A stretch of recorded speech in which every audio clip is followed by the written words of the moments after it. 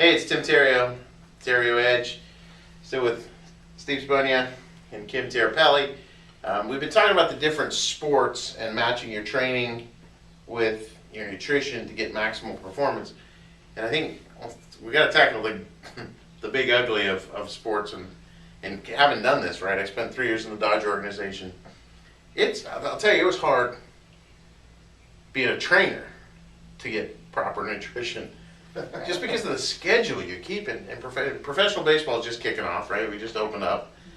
High schools, on the other hand, are winding down.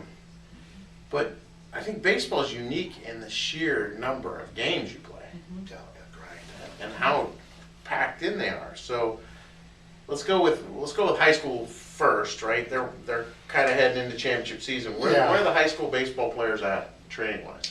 Right now, training wise, they should be in a classic in season phase. And one of the big mistakes that a lot of high schools do is they stop doing stuff in season. It's still, unfortunately. So that would have been back in February, March. They stopped training. Yeah, and so we're 8 weeks out. You know, if they would just pay attention to what the top-notch colleges and professional teams are doing and stuff, those guys train all the way through the day, or the season. They still work out on game day.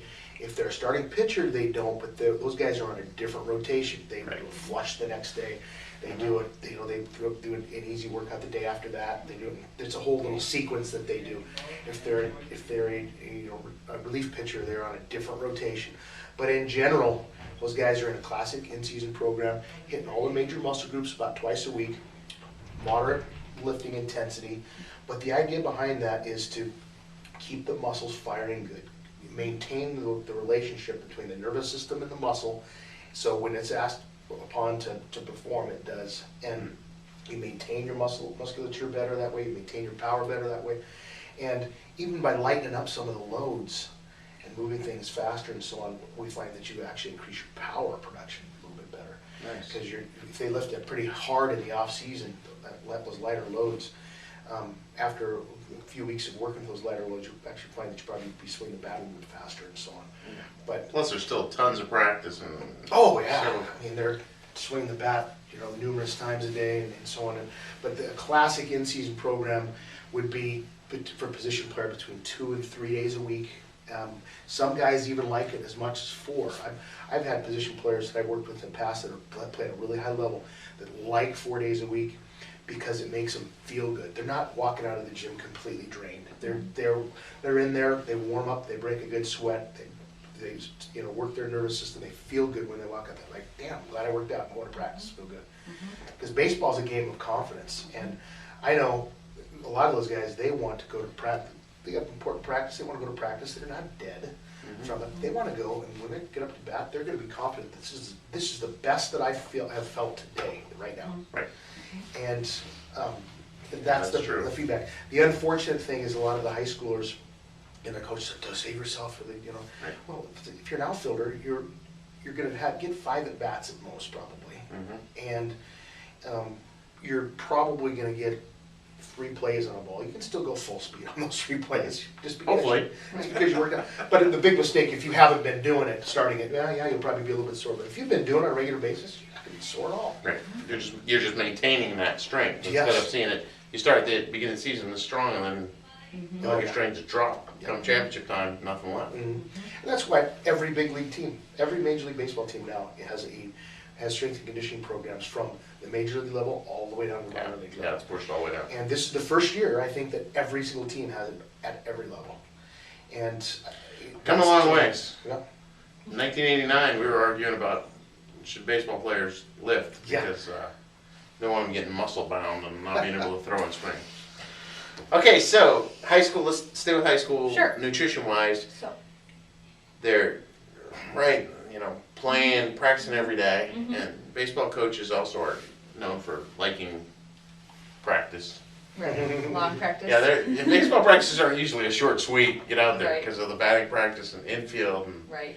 All the drills. So there's a lot of time spent out there on that field. What should they be looking at right now, nutrition-wise, knowing that the championship season's coming up, playoff run coming up? Yep. What do they got? Well, in season, for example, with baseball in particular, oftentimes we look at actually depending upon how much they're lifting in addition to their games, is we look at even knocking down sometimes calories because of the fact that in the preseason they're really building up, they're doing more practice, more intense workouts, they're going to need more calories, and a lot of athletes actually some baseball players will gain some weight during season. So what we try to do is really balance how much they're exercising and then get in the adequate calories to make them maintain their weight and strength throughout the season, so they make it all the way to the championship. Yeah, that's a good point. As they're doing it, then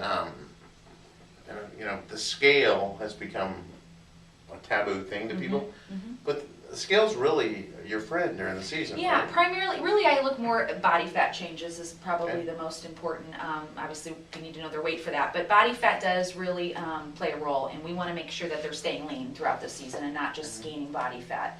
So again, another thing with baseball, because the nature of the game and the duration, we look at hydration as a big thing for baseball guys, and especially here in the Central Valley, in the summer months, it's very hot, and they're out there all day long. We just have to make sure that we stay on the baseball guys on fluids. Right, because it's easy to get dehydrated when you're out there and you don't know that you're sweating at the low level. Exactly. So, just encourage, make sure they're getting drinks in time, in between innings and so forth. Hit the dugout, and when you go in, obviously get something to drink. Just be kind of staying on top of that. Awesome. One of the things that Kim did in the off season with some of the baseball guys that I trained is that she had them, get used to eating, numerous small meals a day. But then, when baseball season started, she asked them, just like what we did in volleyball, is right when school gets over, have a small meal before practice. So it's like a 400 calorie type thing. And every one of those guys has said it made a difference. Everyone. Yeah. And going into practice with energy, it gives you that little boost of energy. Yeah, and practice. it's not so much where they feel blah, or it's not so much that if coach ran them pretty hard, they do have an upset stomach. We're talking like half a sandwich and an orange and And something to drink. something to drink. Yeah. That type of stuff. Make a dramatic difference. That's in the awesome. energy level. Good, easy solution to put into practice, right? Exactly. And as I was saying with several times now, the problem with everything we're talking about is it's all easy. Right. But when something's easy, it's easy not to do it. Right. Exactly. And I think that's the biggest fall down in all this stuff. It's very true. Oh well, we'll skip it this time. Yep. But do it. And we'll talk to you soon.